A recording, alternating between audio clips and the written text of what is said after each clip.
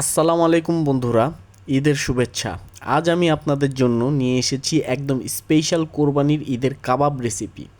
এই কাবাব তৈরি করতে কোরবানির গরুর মাংস, তিল্লি, ফ্যাপসা আর কলিজা দিয়ে।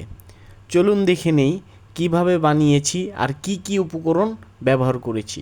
উপকরণ: গরুর মাংস ছোট টুকরো করে কাটা, তিল্লি, ফ্যাপসা, কলিজা সিদ্ধ করে কাটা, হলুদ গুঁড়া, মরিচ গুঁড়া, আদা ও রসুন বাটা, জিরা গুঁড়া, শুকনো মরিচের গুঁড়া, মেয়োনিজ এবং টমেটো সস।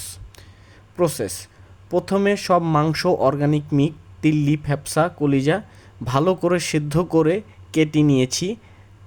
তারপর সব মশলা মিশিয়ে ম্যারিনেট করে 1 ঘন্টা রেখে দিয়েছি।